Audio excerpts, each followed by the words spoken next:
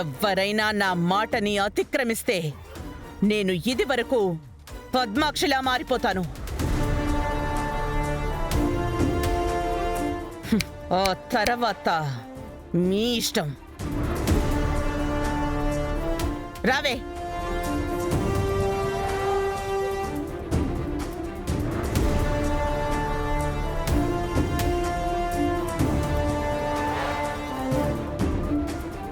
విహారీ ఇంటి నుంచి కదలకుండా ఉండాలంటే అక్కే కరెక్ట్.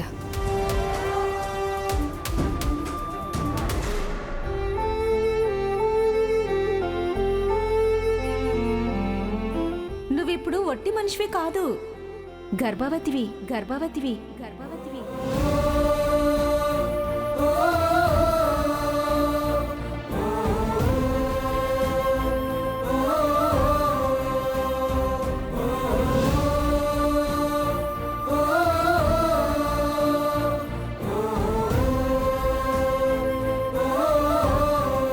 పాపం, ఈ అమ్మాయి ఒట్టి మనిషి కూడా కాదు.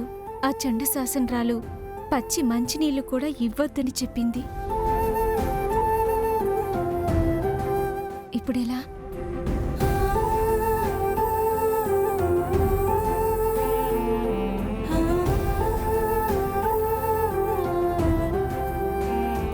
లక్ష్మి, లక్ష్మి, ఏంటమ్మా? ఇట్రా. ఏంటమ్మా? ఇదిగో ఈ క్యారేజ్ తీసుకొని ఇందులో భోజనం ఉంది, తిను. వద్దమ్మా, మీ ఎస్ఐ గారికి తెలిస్తే మిమ్మల్ని ఏమైనా అంటారేమో. మా ఎస్ఐ లేరు, ఆవిడ రావడానికి టైం పడుతుంది. ఈ లోపు నువ్వు త్వరగా భోజనం చెయ్యి. ఎవరైనా చూస్తే మీకు ఇబ్బంది ఏమోనమ్మా. ఎవరు చూడట్లేదు, ఎవరి పనుల్లో వాళ్ళున్నారు. త్వరగా తిను. నువ్వు అసలే గర్భవతివి. ఇలా తినకుండా ఉండడం నీకు, నీ కడుపులో ఉన్న బిడ్డకి ఇద్దరికీ మంచిది కాదమ్మా. తినమ్మా, నా మాట విని తినమ్మా. తీసుకో.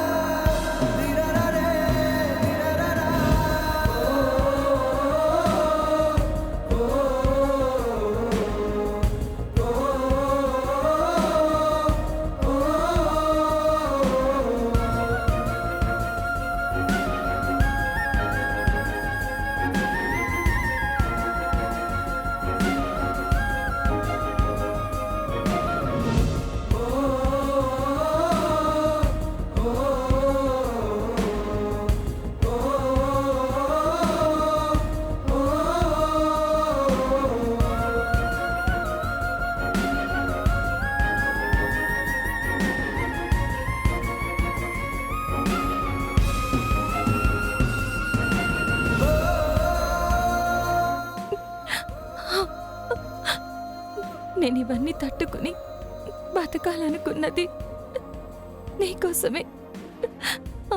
నాలో కొత్త ఆశలు, ఆశయాలు కలిగింది నీ వల్లనే. ఇప్పుడు నీకోసం ఎంత కష్టమైనా భరిస్తాను, ఎన్ని మాటలైనా సహిస్తాను. నిన్ను కాపాడుకోవడం కోసం ఎవరినైనా ఎదిరిస్తాను. నిన్ను కాపాడుకుంటూ నీకు ఈ ప్రపంచాన్ని పరిచయం చేయడమే నా లక్ష్యం. ఇలాంటి పరిస్థితుల్లో నీ గురించి తెలియడం యాదృచ్ఛికం. కానీ నువ్వొక నష్టజాతకురాలి కడుపులో పడ్డావు. నీకు సంపూర్ణ ఆయుష్, ఆరోగ్యం ఇస్తాను, కానీ నీకు మాత్రం నాలా నష్టజాతకాన్ని, గజిపిచి తలరాతని ఇవ్వను. నువ్వు పొరుడు పోసుకోకముందే నా చుట్టూ కరుడు కట్టిన ఈ సమస్యల్ని తొలగించుకుంటాను. నీ భవిష్యత్తు కోసం నేను బంగారు బాటని ఏర్పాటు చేస్తాను.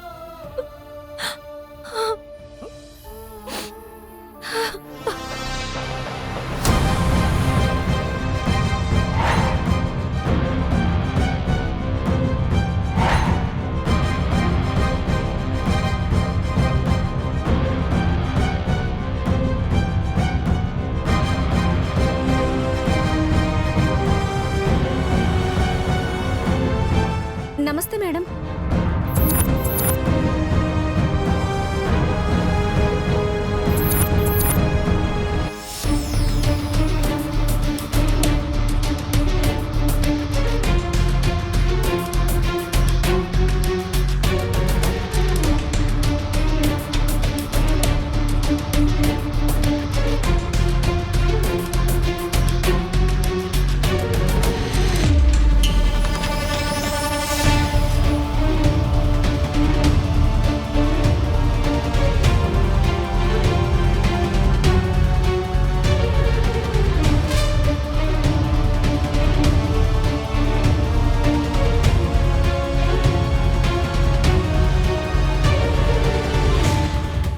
అమ్మయ్యా, సమయానికి అలర్ట్ అయ్యాను కాబట్టి సరిపోయింది. లేకపోతే లక్ష్మిని నన్ను ఈ ఎస్ఐ ఏం చేసేదో.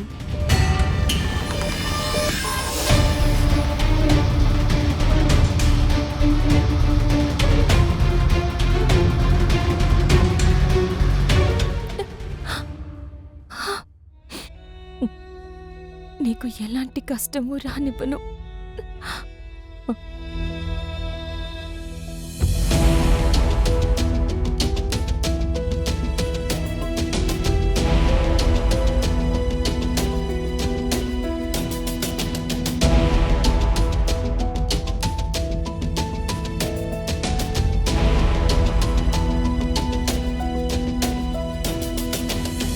లక్ష్మిని ఎలాగైనా సరే ఈరోజు బయటికి తీసుకొని రావాలి. తను నా వల్ల పడిన కష్టాలు చాలు. ఏం చేసేనా లక్ష్మిని విడిపించి బయటికి తీసుకురావాలి.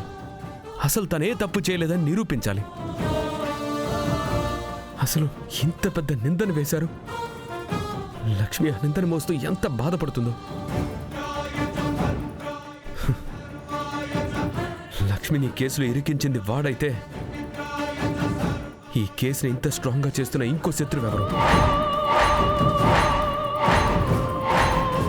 వాళ్ళెవరో కనిపెడతాను. వాళ్ళందరి సంగతి తేలుస్తాను. లక్ష్మిని ఏ మచ్చ లేకుండా బయటికి తీసుకొస్తాను.